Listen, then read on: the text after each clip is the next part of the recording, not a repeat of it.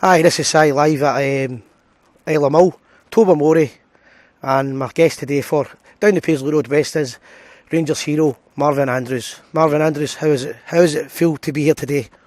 Oh, it's a fantastic feeling to be this part of Scotland. Is a lovely island. I've never been to Mull before. Heard a lot of stories about it.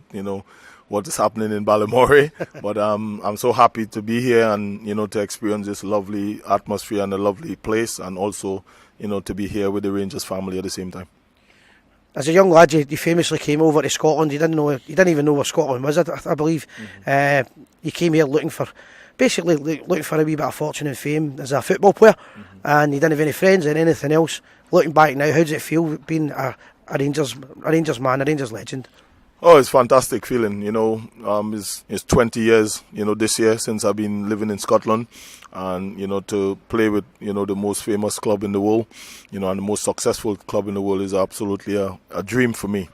Growing up as a young boy, you thought that Real Madrid or Manchester United or Barcelona, these are the most successful clubs in the world, not knowing that I come all the way from small Trinidad and Tobago, knowing that I'm playing with the most successful club in the world, which is Glasgow Rangers. And it's a dream come true for me, and I'm so happy to be part of this family.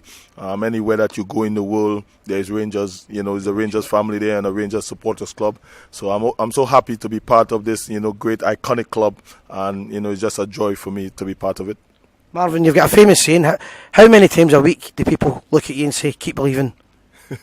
Probably every single day.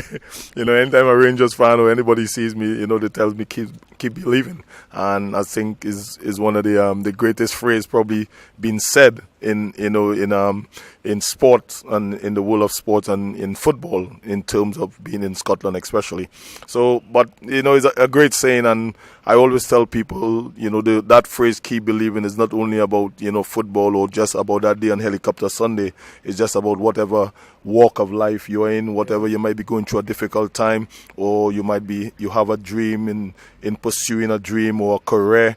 Don't give up. You might stumble, you might fall, you might go through rocky times, down times, but don't give up. Keep believing and just keep moving forward, and that dream can come to a reality for you, whatever walk of life it may be in. So never surrender. When we talk about that famous time when you done the keep believing, how many players in the team do you think actually believed we were going to win it? None. I think I was the only person that really deeply believed that we were going to win that championship in 2005, based on after coming through a very serious injury, God healing my knee, and returning back in 6 weeks with such a career-threatening injury. My faith was really high, and I believe that if God could have done that for me concerning my knee, why He cannot give this great club a miraculous championship? And so said, God answered my prayers, and it has gone down as probably one of the greatest days in the history of this great and wonderful club. So talk us through the last 5 minutes of that game. It's probably going to stay in your mind forever. And the banner came up in the stand. The reason I know it came up was I was holding it with the guys for the Blue Order, and it came up 5 minutes to go. Keep believing. A roar went around the stadium. A roar went all over Britain because my wife at the time phoned me up drinking my champagne. But what like was it on the park at the time, knowing for 5 minutes away for the impossible?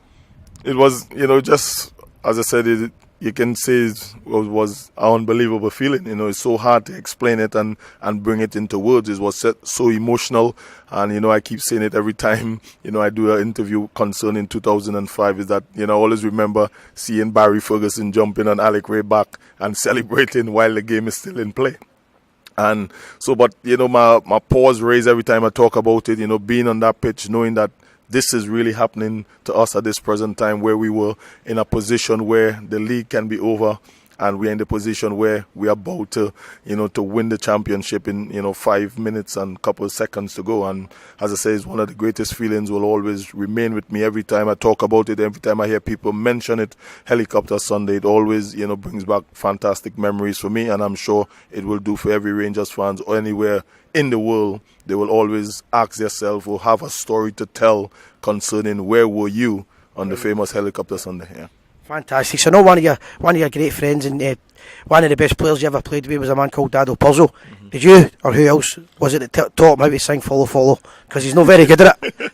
Well, I don't know. I think he just used to listen to some of the songs, and through either I think YouTube or listening to the the players who were there before him, telling him about, follow, listening to the fans singing it when, at Ibrox on game day, and he just picked it up bit by bit but that is all he knew, follow. He didn't know the words and stuff, but what a great character. And, I always say it every time that he was one of the main stonewalls in us winning that 2005 championship. He had the never say die attitude. He gave his all for the club and for, every time he put on that shirt for Glasgow Rangers.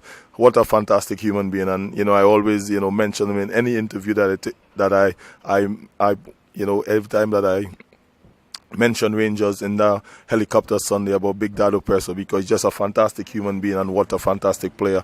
And it was a pleasure for me to be on the same pitch with him, when we were playing for Glasgow Rangers. And who could forget his debut goal at Fulham when he done that overhead kick?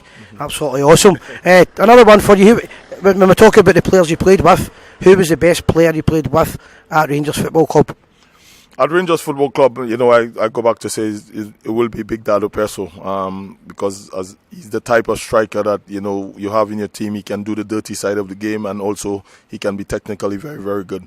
And, when you look at him, he's big, he's strong, but he's just not only about just being big and strong. He's technically very, very good, and he has a very good temperament. He have a good, eye for goal. He scores a lot of important goals for Rangers at that time, and he's just a fantastic player. Just, every training session, me and him used to battle every time we playing five-a-sides against one another in training. But what a fantastic player, and also, as I said, a human being as well. Yeah. So I'm going to reverse that. Players you played against, then who was the best you played against? Oh, the best player I've played against will be, Ronald de Boer.